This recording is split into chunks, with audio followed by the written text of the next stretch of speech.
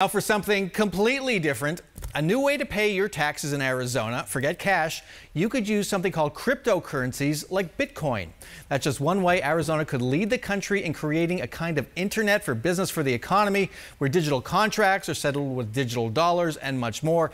That's what supporters say. Republican State Representative Jeff Weniger of Chandler is one of them. Welcome to Sunday Square Off. Thank you for having me, Brant. So you want to lead Arizona into this new digital economy, which I read could happen within the next 10, 20 years. It's kind of a long-term project. Let's start with Bitcoin. We hear about it a lot. Most people have no idea what it is exactly. Give me the real kind of Bitcoin for Dummies explanation. Yeah, thank you. And I think it'll be in the next 3 to 5 years that it'll change the world.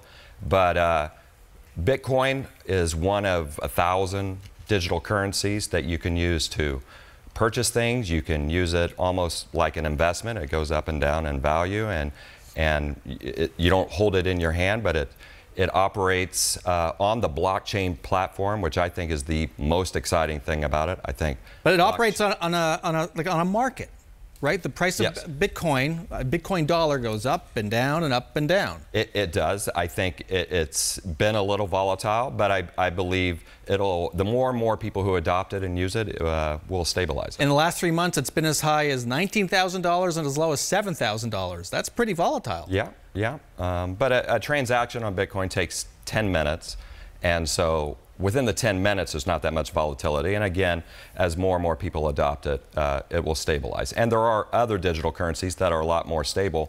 Dash, which is a great digital currency, and they're based right here in Scottsdale, one of the top 15 for market in the world. And I do have to buy these currencies, these digital currencies, with real dollars. You do. Coinbase is the most popular one, where people go on and they offer like 5 different ones, and then you can transfer from there to other ones where you can buy different altcoins, as they call them. Can I buy, you own some restaurants, right? Yes. Can I buy a sandwich at your restaurant with a Bitcoin? Not at my restaurant, but there are places where you can do that. In fact, one of the first people back in New York, I think, bought 2 pizzas with a whole bunch of Bitcoin when they weren't worth very much then. Those would be worth tens of millions of dollars for those 2 pizzas today if they would have saved them.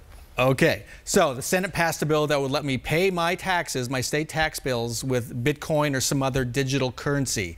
How's that going to work if this is a currency that goes up and down and could be up 5,000 or down 5,000 in the space of a day? Well, when I signed on to the bill, the prime sponsor agreed that we could make changes and stuff, and one of the changes would be leaving it up to DOR to come up with either Department of Revenue, or different things that would lessen the volatility, because again, these transactions are done in 10 minutes, but it would give them the ability to choose which digital currencies we use and make sure that they're choosing ones that are widely adopted but also safe. But isn't this like giving the state, here's a certificate to a speculative stock I own to pay my taxes.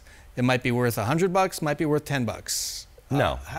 Explain that. No, again, transactions on that are done in 10 minutes. Transactions on Dash, like I said, Scottsdale Company, is done in a matter of a minute. So does this become real cash for the Treasury that can be spent to pay troopers, caseworkers, that kind of thing? Oh, yes, it does. So it's not, they don't have to hold a Bitcoin, they've got real cash. No. You would go out for an RFP, the Treasurer's Office under the state contract, and they would either do a gateway that either DOR would do, or they'd have a private vendor like they have lots of other private vendors that do it. Okay.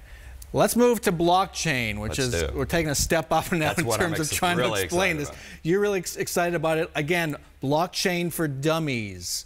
It looks to me like it's a business network where I can do all my transactions with you and others. I don't need lawyers or banks or other kinds of intermediaries. Exactly. Is that pretty close to it? I guess it's a digital ledger. I like comparing it to Google Docs. So if you have a coworker and you're working on a document together, you make a change, they see it. So on blockchain, though, once you make a change and it's been validated by thousands of computers and stuff, no changes could be made at that point. It says this is a valid transaction. So it keeps the fraud out because you can't go back and edit it. But this is, along with multiple bills that we're running, is going to do what the governor did with autonomous vehicles. We're sending a signal to the rest of the United States and the world that this is the place for blockchain adoption. We have some really exciting things. So come do business here because we offer you this frictionless platform. Absolutely. Okay. Last question. Do you think most of your House and Senate colleagues really understand this? I think they're starting to. Yeah. I mean, but when they vote on it, do they really understand it? We had somebody come in who explained a lot of this from a company this year, Sweetbridge, who's located right here in downtown Phoenix. And so we're getting the education process together. But we want to be a leader on this, and it's already working because I'm getting calls and emails from all over the United States. All right, Jeff Wenninger, thanks so much for joining us. You bet. Thank you for having me.